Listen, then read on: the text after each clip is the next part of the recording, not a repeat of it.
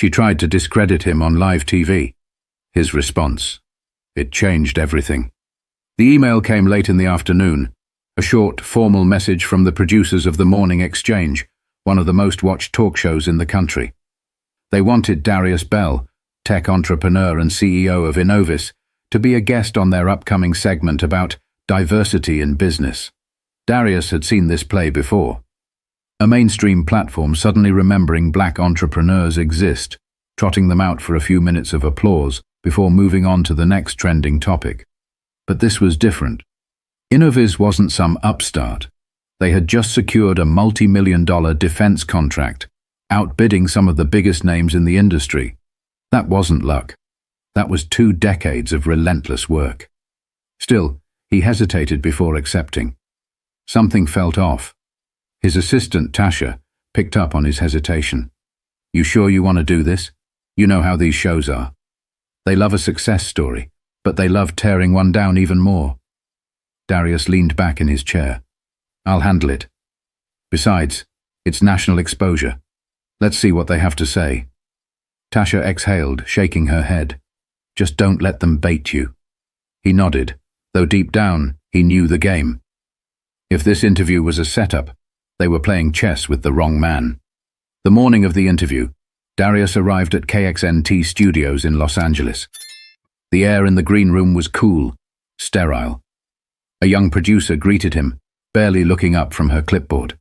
"Mr. Bell, thanks for being here. We'll mic you up in 5. No small talk, no warm-up. Just in and out, like a transaction." As he sat in the makeup chair, an assistant powdered his face with practiced indifference. The monitor on the wall showed the live broadcast of the show, a panel segment on celebrity scandals, followed by a cooking demo. Then a transition card. Coming up next, the black tech boom. Is it talent or special treatment? Darius clenched his jaw. So this was the angle. But if they thought they had the upper hand, they were in for a surprise. But he wouldn't realize just how far they were willing to go. The set of The Morning Exchange was designed to look inviting. Soft blues and golds, a glass coffee table between the host's chair and the guests. Cameras hovered like silent observers, capturing every movement, every expression. Darius adjusted his suit jacket as he took his seat across from Madeleine Royce, the show's lead anchor. A seasoned journalist with a reputation for asking tough questions. She smiled, but it didn't reach her eyes. "Darius Bell," she began, her voice smooth, practiced. "CEO of Innovis. A true American success story." Darius gave a polite nod. "Appreciate you having me." She leaned in slightly, flipping through her cue cards. "Now, let's get right into it. Your company recently landed a $200 million government contract, beating out some of the biggest names in tech. That's impressive." Darius knew this game. Build him up first. Make it seem like they respected his achievements. He gave a measured response. "It was a long process. But yeah, we put in the work. We developed a security encryption system that outperformed our competitors. Simple as that." Madeleine crossed her legs. "Some have called it groundbreaking." A subtle pause. "But others have raised questions." Darius didn't flinch. "Questions?" She picked up a card, reading aloud. "Some industry experts say Innovis benefited from certain federal diversity incentives, that companies like yours have an edge in these contracts because agencies are looking to diversify their vendors. That perhaps this wasn't just about being the best, but about meeting a quota." There it was. The real reason he was here. Darius let a beat pass before he responded. "I've heard that argument before. It's funny, though. When a black entrepreneur wins, it's special treatment.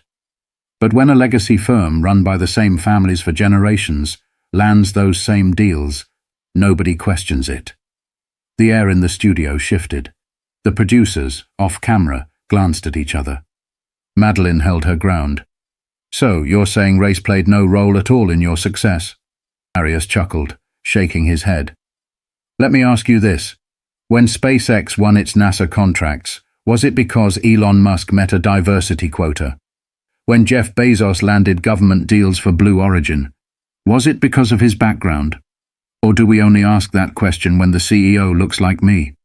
Madeline's expression barely flickered. So you don't believe these diversity programs help? Darius folded his hands. They help level the playing field. But what people don't realize is, the playing field was never level to begin with. But Madeline wasn't done yet. She had something else up her sleeve. Madeline's smile sharpened, like a blade hidden in silk. She glanced at her cue cards, then back up at Darius. "Well, Darius, let's talk about that playing field you mentioned," she said, her tone shifting from polite curiosity to something a little colder. "You grew up in Birmingham, Alabama. Single mother, public school, worked your way up from nothing. That's inspiring." Darius gave a slow nod, sensing where this was going. Madeline continued. "But here's what some might wonder. How does someone with no Ivy League background, no deep family connections, go from a struggling neighborhood to securing contracts that billion-dollar corporations failed to land?" She let the question hang in the air. The implication was clear. How did you get here? Did someone pull strings? Darius tilted his head slightly, as if considering his words carefully. "It's called work, Madeline. Some of us don't have generational wealth or country club networks to fall back on, so we build from the ground up." Madeline gave a small nod, like she was hearing him. But she wasn't listening. "But surely you had help along the way," she pressed. "Maybe a mentor, a program, something that gave you an extra push." Darius exhaled quietly. "Yeah. Help came in the form of working 3 jobs while getting my engineering degree. Help came in the form of sleeping in my office while I built my first software prototype because I couldn't afford rent. That's the help I got." Her lips pressed together for a fraction of a second. The producers, standing behind the cameras, were locked in now. Madeline shuffled her cue cards again. And yet. Some would argue that black entrepreneurs today have more opportunities than ever before. That programs like affirmative action, minority business grants, and government incentives exist specifically to open doors that weren't open decades ago. Darius leaned forward slightly, resting his elbows on his knees. "You know what's funny? When a black business owner succeeds, people always ask what programs helped us. But nobody asks which old money bank helped fund a white-owned startup. Nobody asks which family connections got them into Stanford or which golf buddy invested in their company." He let that sink in for a second before continuing. "The truth is, success isn't handed out in some lottery. People like me had to be twice as good just to get a seat at the table." A noticeable shift in the room. The quiet tension of an audience realizing they were watching something real unfold. Madeline, however, didn't blink. Instead, she smiled, the way a chess player smiles when they think they've just cornered their opponent. "That's an interesting perspective," she said, voice smooth as glass. "But let's address another factor. Perception." She turned slightly toward the cameras. "Darius, you present yourself as a self-made success. But let's talk about the public perception of your story. Some say that black entrepreneurs get an unfair advantage when it comes to media attention, that the narrative of overcoming struggle is more marketable than the thousands of white business owners who work just as hard but don't get the same headlines." Darius let out a quiet chuckle. "Oh, so now we get too much attention?" Madeline kept her polished smile, but a slight shift in her posture gave her away. She wasn't expecting him to laugh. "You're telling me that in a world where 90% of Fortune 500 CEOs are white men, where major tech funding still overwhelmingly goes to white-owned startups, the real issue is that people like me get too much press?" Madeline tucked a loose strand of hair behind her ear. "I'm just pointing out that in today's climate, some people feel there's pressure to highlight diversity over pure merit." Darius exhaled, shaking his head. "Merit, right." He glanced briefly at the cameras, then back at her. "Let me ask you something, Madeline. Do you really think that if I wasn't exceptional at what I do, I'd be sitting in this chair right now?" Her lips parted slightly, but before she could respond, he kept going. "You think I got here because I played the diversity card? Or do you think I got here despite everything designed to keep me out?" The silence in the room was louder than any of her previous questions. But Madeline wasn't done. Not yet. Because she had one last card to play, the one designed to break him. Madeline took a slow breath, shifting in her seat just enough to make it look casual. But Darius saw it, a crack in the facade. She glanced at her cue cards again, then set them down. This next part she wanted to deliver directly.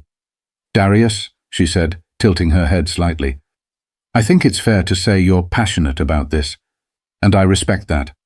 But let me ask you something." Darius gave a slight nod, waiting. "Do you think some of this outrage is exaggerated?" She paused, letting the words settle. "After all, your success story proves that the system isn't as stacked against black entrepreneurs as some claim." The audacity. Darius could feel the heat creeping up his spine, but he didn't let it show. Instead, he let out a quiet chuckle, shaking his head. "You know," he said, voice measured, "it's funny how people love to use one success story as proof that a problem doesn't exist." Madeline's smile stayed put, but something in her eyes flickered. Darius leaned forward slightly, resting his forearms on his knees. "Let me put it this way. If one person climbs out of a burning building, do you point at them and say, 'See? The fire wasn't that bad'?" Madeline opened her mouth, hesitated, then closed it. Darius wasn't done. "The fact that I made it doesn't mean the system isn't broken. It just means I fought twice as hard to get through it."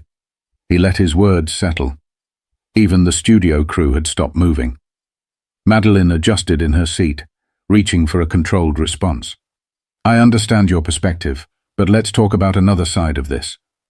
She turned toward the cameras slightly, her voice adopting that carefully neutral tone used for damage control.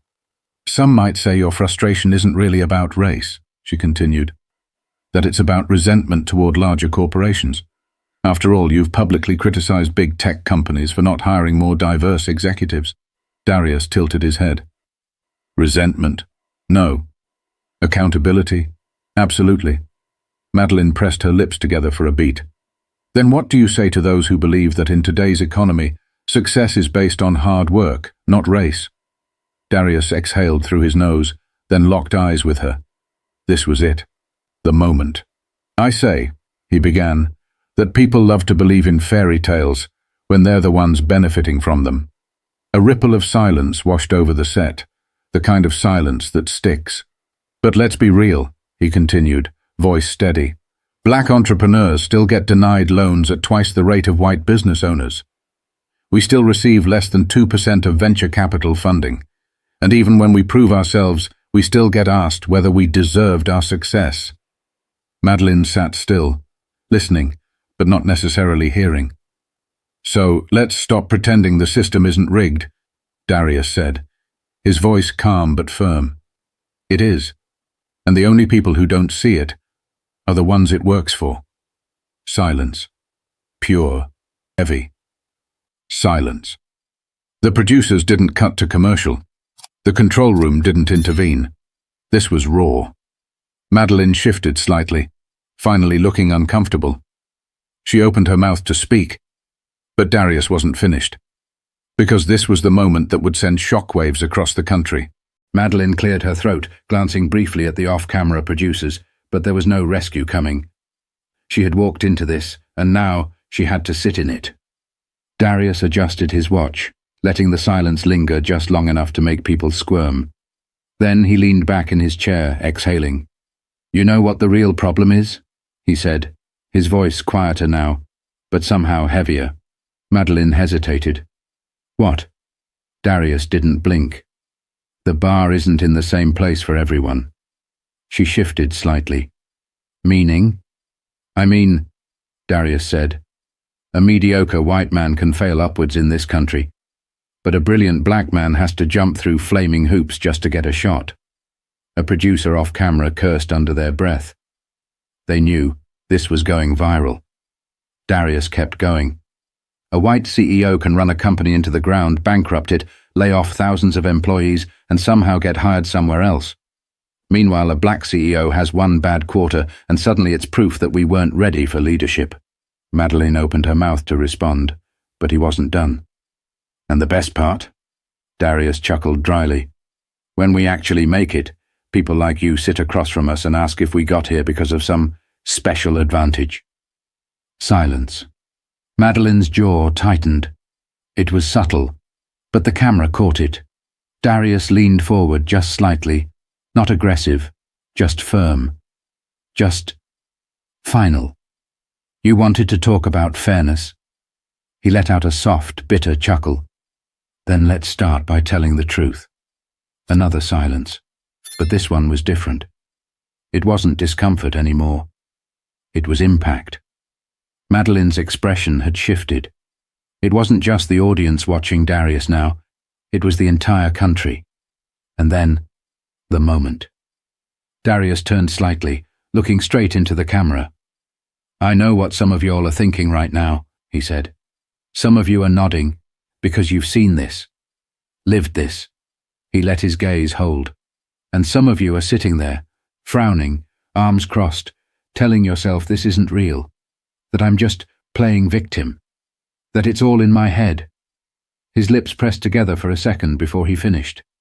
"But deep down, you know I'm right." The studio was silent. No one breathed. And then, "All right, we need to take a quick break," the producer's voice crackled over the speakers. Madeline forced a polite smile. "We'll be back with more after this." The cameras cut. But the damage was done. Within an hour, clips of the exchange were everywhere. But the real storm was only beginning. The clip hit social media like a wrecking ball. By the time Darius was in his car, his phone was blowing up. Texts, missed calls, notifications flooding his screen. Twitter was on fire. Darius Bell just exposed the media's bias on live TV. This was powerful. #Truth hurts. The way he looked into the camera and called out America, chills. And Darius Bell was right. But not everyone saw it that way. Here we go again, another successful guy pretending to be oppressed. Cry me a river. Stop the victim mindset. Wow. This guy just proved why people don't like hiring activists. Play the race card all you want, but hard work speaks louder. Merit matters. Cable news picked it up within the hour. Some called him brave, others called him angry and combative. By lunchtime, the Morning Exchange released a carefully worded statement. "We value open dialogue and diverse perspectives. While today's discussion became more intense than expected, we stand by our commitment to fair conversations." Darius laughed when he read it. Fair. Right. His assistant Tasha called him, her voice half laughing, half exasperated. "Do you realize you just set the internet on fire?" Darius rubbed his temple. "Wasn't exactly my plan." "Well, congrats. You just became the most talked about entrepreneur in America." He didn't respond. He knew what came next. Because viral moments don't stay just moments. They become battlegrounds. And the next 48 hours were about to get messy. But this wasn't just about him anymore. By the next morning, the story had exploded beyond social media. Cable news anchors debated it on live television. Opinion pieces flooded every major publication. Everyone had an angle. Fox News. Is Darius Bell the new face of corporate entitlement? CNN. Darius Bell's viral moment. A reckoning for America's meritocracy? Business Insider. What Darius Bell's interview reveals about race and success in America. Meanwhile, Madeline Royce was in damage control mode. On her show the next morning, she gave a carefully rehearsed response. "I respect Mr. Bell and his accomplishments, but I stand by my questions. My job as a journalist is to ask what the audience is thinking. If my questions were uncomfortable, that only proves how necessary they were." Translation. She wasn't backing down. Darius watched from his office, shaking his head. Tasha sat across from him, scrolling through emails. "You know," she said, "we just got a flood of new investor inquiries. People want to work with us." Darius smirked. "Let me guess. The same people who ignored us last year?" Tasha shrugged. "Guess being controversial is good for business." But it wasn't all positive. Some clients pulled out. A major corporate partner suddenly decided to re-evaluate their commitments. And then came the death threats. Emails. Phone calls. Even an unmarked package left outside Innovis headquarters. Nothing inside but a single sheet of paper, with one word written in bold. Enough. Tasha frowned as she read the message. You need security. Darius let out a slow breath, rubbing his temples. He knew this would come. Any time a black man speaks too boldly, too unapologetically, this is the cost. But backing down was never an option. And now, he had a decision to make. Would he let the backlash silence him? Or was this just the beginning of something bigger? Darius sat in his office, staring at the city skyline through the floor-to-ceiling windows. The past 72 hours had been a whirlwind. Praise, backlash, threats, opportunities. He thought about his younger self, the kid from Birmingham who had to fight for every inch of success, the one who watched doors shut in his face while others walked through without knocking. And now, here he was, at the center of a national debate he never asked for, but one he couldn't ignore. Tasha entered, her expression unreadable. We just got an offer. Darius raised an eyebrow. From who? She set a folder on his desk. A network. They want you to do a televised special, a one-on-one deep dive about race, business, and the system. Darius exhaled. So now they want to listen. Tasha smirked. Seems like it. Then, after a beat, what do you want to do? He leaned back in his chair thinking. He could walk away, let the noise die down, get back to business. Or he could use this moment, not for clout, not for attention, but to say the things nobody wanted to hear. Darius picked up the folder, flipping through the proposal. Then he set it down. He looked at Tasha. Tell them I'll do it. Her eyes widened slightly. You sure? He nodded. Yeah, but on my terms. Because if the system was going to put him under a spotlight, he was damn sure going to control the narrative. Darius Bell's viral moment wasn't just another internet controversy. It was a reckoning. It forced a conversation people had been dodging for decades, about race, about success, about who gets to rise without question and who gets questioned when they rise. Some called him an activist, some called him arrogant, some called him right. But one thing was certain. Nobody could ignore him anymore. So, what do you think? Does success mean playing by the rules of a broken system? Or does it mean rewriting the rules entirely? Let us know in the comments. And if you believe more stories like this need to be told, subscribe.